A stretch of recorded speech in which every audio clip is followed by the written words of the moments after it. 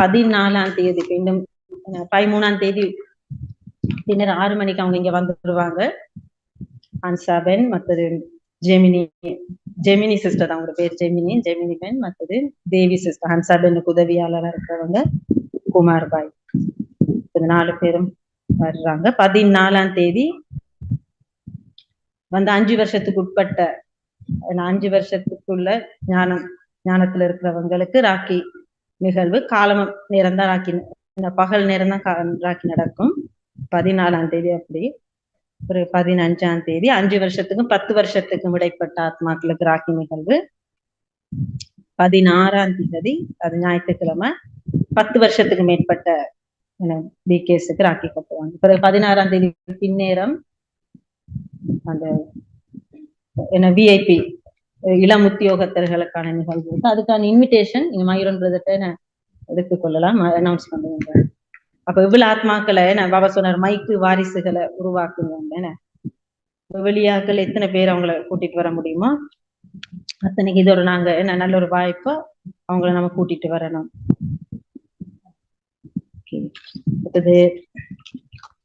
ஹன்சாபென்னை பத்தி சொல்ல போனா அவங்க வர்றதே தாதி வர்ற மாதிரி தான் நாங்க நினைக்கணும். இனி தாதி மாதிரிலாம் நம்ம பார்க்க இயலாது. அப்ப தாதிய தொடர்ந்து பராமரிச்சவங்க. அவங்க வந்து 48 வருஷம் இந்த ஞானத்துல, ஹன்சாபென் 48 வருஷம் ஞானத்துல இருக்கிறாங்க. அதே நேரத்துல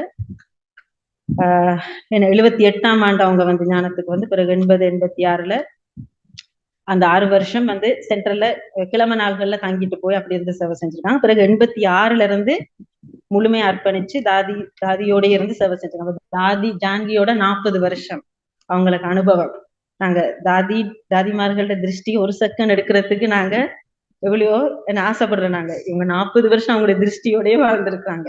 அவங்கள பக்கத்துல தாதியோட இருந்து எல்லாமே என்ன செஞ்சிருக்காங்க. அப்ப உண்மையிலேயே அவங்க வந்து நிறைய பெரிய சொற்பொழிவாளரா இருக்க முடியாது, அப்படி இருக்கலாம். ஆனா மறைமுகமா நிறைய சேவை செஞ்சிருக்காங்க. பிராமணியா இருந்தேன்னா அவங்களுக்கு நிறைய சக்தி இருக்கும். அவங்க நிறைய கதை காட்டியும் அவங்கள பார்த்தாலே அந்த சக்தியை நாங்க அனுபவம் செய்வோம். ஏன்னா தாதிட்ட அவ்வளவு சக்தியும் அவங்கள்ட்ட இருக்கு.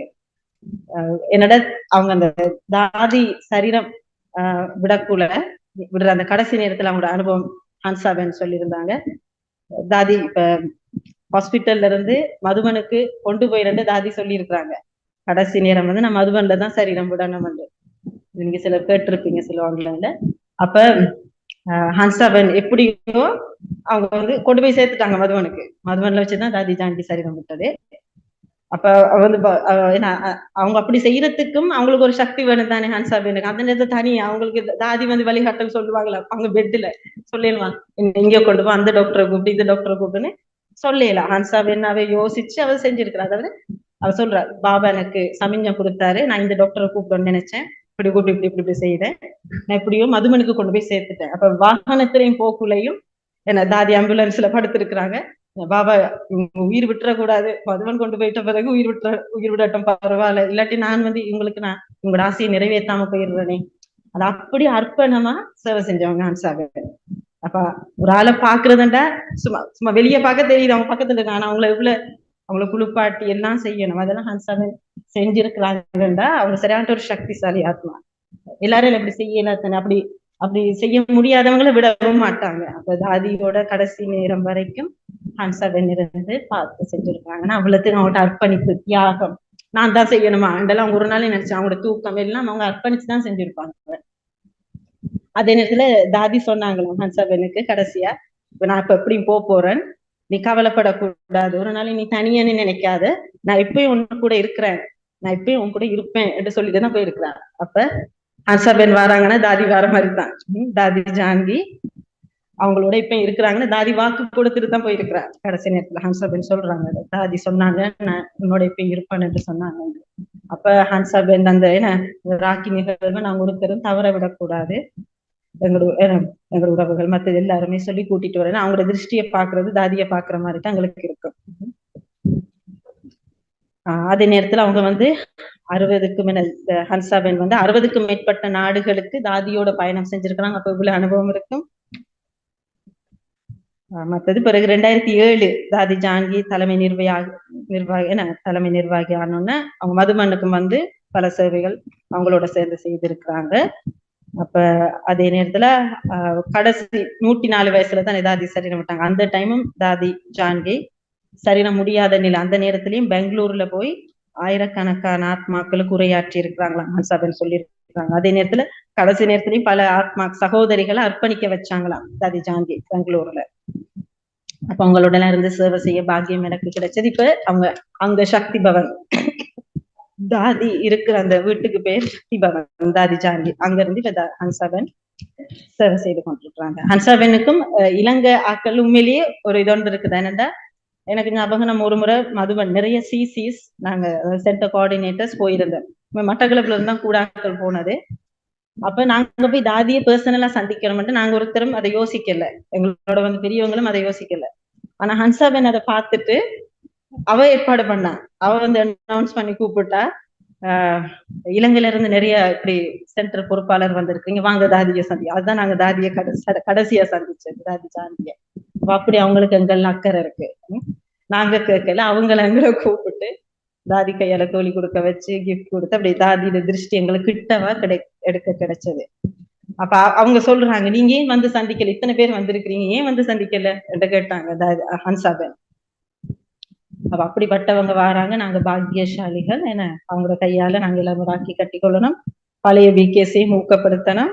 எல்லாரும் அவங்களோட திருஷ்டி பட்டாலே நிச்சயமா நல்ல ஒரு மாற்றம் வரும். ஏன்னா தாதியை அப்படியே நாங்க பாக்குற மாதிரி அந்த சூட்சமான அந்த இதை நாங்க உண்மையிலேயே அனுபவம் செய்வோம். எனக்கு இது நல்ல ஞாபகம், கோபிபென் வந்த போது அவங்களும் தாதி ஜான்கியோட இருந்தவங்க தானே.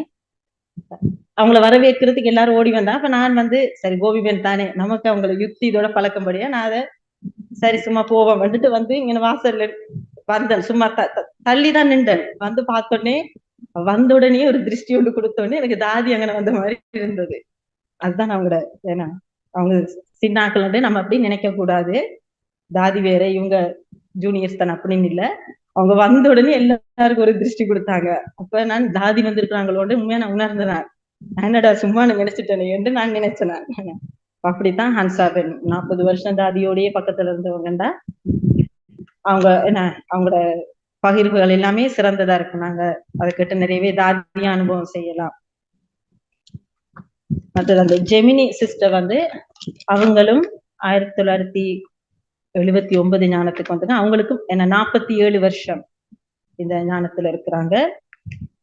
அதே நேரத்துல அவங்க 92ஆம் ஆண்டுல இருந்து லண்டன் பிரம்மகுமாரிகள் அந்த பதிப்பகம் புக்ஸ் பதிப்பகம் செய்தவர்கள இயக்குனர்.